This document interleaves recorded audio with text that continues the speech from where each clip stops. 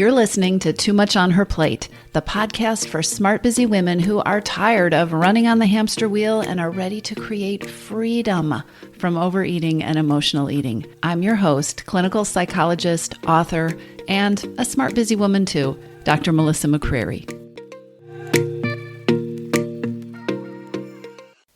How is it that there's an overeating trigger that comes up on every single coaching call in your missing piece, but that when you Google it, no one is talking about it?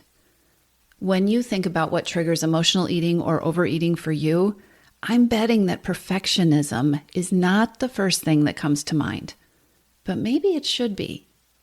You might be frustrated that you stress eat or that you eat because you're bored, but when the word perfectionism comes up, many women, they just smile and nod and say, yeah, I can relate to that, or they laugh off their perfectionism without giving a second thought to how perfectionism may actually be sabotaging your goal to take control of emotional eating or overeating. Even worse, it's quite likely triggering you to overeat. Honestly, in our culture, perfectionism, it's often worn almost as a badge of honor, and it can be mistakenly associated with having high standards or with aiming for quality, or perfectionism means that you are somebody who's focused on attaining the best results. But the truth is, perfectionism limits success, and it's a major cause of emotional eating and overeating. Perfectionism is also called all or nothing thinking because within perfectionism, you either succeed or you fail. There's no gray in between. Perfectionism can sabotage your efforts to change your eating, and it will actually undermine your progress, your efforts, your motivation, and the results that you get. Let's start with the fact that perfectionism causes emotional eating. Yes, it does. Perfectionistic thinking is a recipe for never feeling good enough. Why? Because the truth is nobody is perfect. Even if you attain your impossible standards for a short period of time within your perfectionistic thinking, even if you attain your impossible standards, eventually you're going to miss the mark. And when you're a perfectionist, that means quickly switching from doing great and all good days to that feeling of having failed. Perfectionists focus on the distance between where they are and what they define as perfect. Within this mindset, it is easy to see all the flaws and almost impossible to take credit for all the imperfect progress, for the good choices and the effort that you're making. Perfectionists see the distance between where they are and where they define perfect success. And it's not about the imperfect choices. Those get overlooked. If it isn't perfect, it just isn't good enough because you haven't succeeded yet. A perfectionistic mindset, never feeling good enough and not seeing the progress that you are making, these things are powerful triggers for overeating. Eating for comfort, eating to avoid your thoughts, eating out of frustration or guilt or shame because you feel like you didn't do what you were supposed to, in air quotes, be doing. These types of emotional eating are all triggered by a perfectionistic mindset. Here's something else to know about perfectionism and emotional eating. If weight loss is a goal for you, it's important to know that perfectionism won't help you lose weight. I have always thought it would be fascinating if we could somehow accurately measure the extra food that we swallow on average after that moment when your perfectionistic brain decides, it's no use, I've blown it. Perfectionism is the belief that if it isn't perfect, and that means 100% exactly up to expectations, no mistakes, no slip-ups, it's the belief that if it isn't perfect, you failed or it's no good. With eating, this tends to show up like this. You eat, quote, perfectly, end quote, all day, meaning you adhere to some strict food plan that is often too restrictive, and then you fall off track at the end of the day, which is entirely predictable, but that's another story for another episode. A perfectionist sees the misstep as blowing it and the day as a failure. It's a bad day. A perfectionist blames all this on her lack of willpower and then often continues past that initial misstep, that choice that she regrets or that wasn't in line with her plan. Often she continues past that to overeat or make more poor choices in this domino cascade because it didn't work. The day is ruined And now she's got to start all over again. Perfectionism comes with a lot of drama.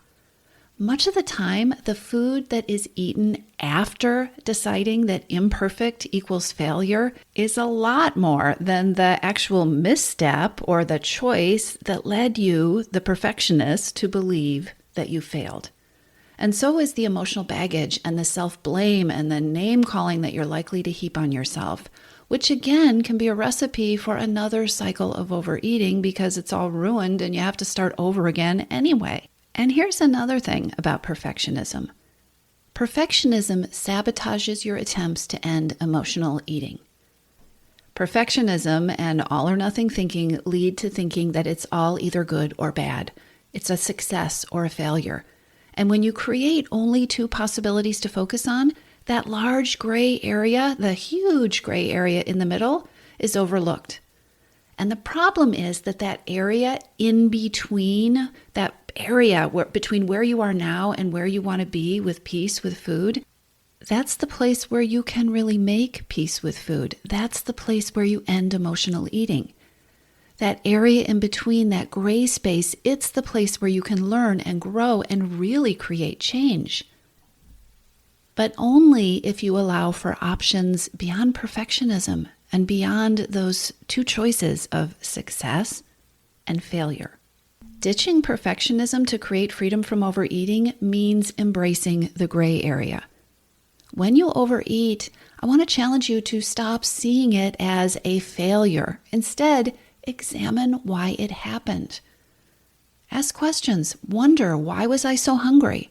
Wonder about why did the food seem so compelling? Why did it have such a pull on me even though I wasn't hungry?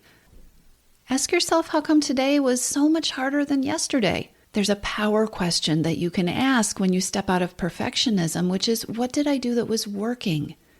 And where did things fall off track? Where does it get gray? What works? What doesn't work? What can I do to make changes? How can I take my power back from food? Letting go of perfectionism allows you the opportunity to grow, because then you can ask questions like the ones that I just gave you that allow you to learn from experiences, that allow you to make adjustments so you can continue to move forward instead of feeling stuck on a hamster wheel with overeating where you only get so far and then you blow it and then you have to slide back all the way to the beginning and start over again. Perfectionists don't tend to learn or to grow from mistakes. Instead, they judge themselves as failures because they made a mistake. And let's not even go into the idea that maybe that misstep or that thing that didn't work out, maybe it wasn't even a mistake. Maybe it was something that you didn't foresee, or maybe there were circumstances that came up that just meant your plan needed some adjusting or fine-tuning. Perfectionists don't move into that gray area, and so they miss an opportunity for growth. Perfectionism is one more mindset that puts you in that dead end of self-judgment and self-blame and guilt and even shame. So when you're a perfectionist and you're struggling with overeating and emotional eating, making a choice with food that wasn't in line with your rigid expectations feels like a failure. Inside a perfectionist mindset, starting over and banishing or getting rid of that mistake can become more important than using it to move forward. And this will keep you stuck and maybe even overeating as another way of pushing down or pushing away the feelings that come from judging yourself as failing. When you get stuck in perfectionistic thinking, a mistake ruins everything. Remember the drama. It's all done. It's all over. It's as if by eating that piece of cake, you slide all the way back to start and all your earlier efforts and all the great choices that day have evaporated or count for nothing. It is almost impossible to maintain momentum when all of your efforts can be wiped out by one false move. So do you see why it is so important to keep an eye on perfectionism and that all or nothing thinking? I know, it's a big deal, right? So let's talk about what to do about it. First, you want to avoid that classic perfectionist mistake. Don't get all perfectionistic about getting rid of your perfectionism. You've got to expect that this is going to be a journey of trial and error. This is going to be a journey of mistakes. And if it's all succeed or fail, you are not going to have fun with this. If you want to be a recovering perfectionist, it's best to keep it really simple, to expect yourself to learn as you go. And I would suggest start with the 3 steps that I'm going to give you now. Number 1, you want to start by just recognizing perfectionism in your life. Hopefully this episode is helping you to start to see some of the patterns that you might not have previously called perfectionism. Name it when you see it. And then instead of feeling frustrated with yourself, right, that old perfectionistic thought that, oh, I failed again, here I am with my old perfectionistic thinking, I want you to celebrate the fact that you are aware of it. See it as a sign of growth. Celebrate the fact that you are growing more aware of something that you used to fall into mindlessly. So start recognizing perfection in your life. Name it. Call it out. Notice how it's impacting you. Be curious about the patterns. The second thing you can do is to practice breaking your progress and your successes into really small pieces. So when you have a goal, when you're practicing paying attention to your feelings, when you want to tune into your hunger levels, when you want to make a change in how you eat in the evening, break that down into teeny tiny steps and give yourself credit for each one. This is going to help you see that progress. This is going to help you break apart all or nothing thinking. You either did the thing or you failed, right? What you want to do is be able to see the progress. I often think about leaving breadcrumbs. So you want to see the progress, and you also want to see that success is not usually an either or. And that when one thing goes wrong or doesn't happen, there are almost always other things that went right that you can take credit for and that actually reveal that you are making progress. Practicing breaking down your progress and your goals and your successes into very small pieces will help retrain your brain out of perfectionistic thinking. And then the third one will sound much simpler than it is to put in place inside your perfectionist mind. But I want you to practice expecting to make mistakes and seeing them as opportunities. I know it is easy to say, it is harder to do, and I still want you to experiment with seeing a meal or an evening that didn't go well as information and data about what you might be able to do to make things work better or go more smoothly or fit you better in the future.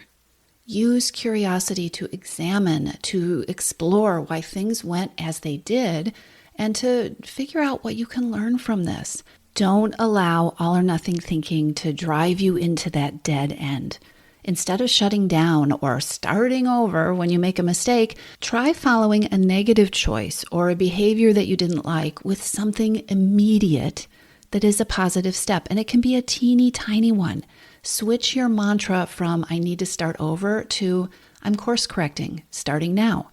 I cannot stress this enough. If you want to take the power away from perfectionism, if you want to stop perfectionism from causing emotional eating and overeating, you're going to have to live in that gray area, noticing what does and what doesn't work well, being open to the reality that you will never be perfect enough to eliminate difficult days or days that don't go as planned, staying open and asking questions, catching yourself falling back into perfectionism. That's part of the process. Again, you're not going to get it perfect, so catch yourself when you fall back into perfectionism and be curious about that too. This is a process. Keeping perfectionism from triggering emotional eating and getting it out of your relationship with food is a process, a very imperfect process.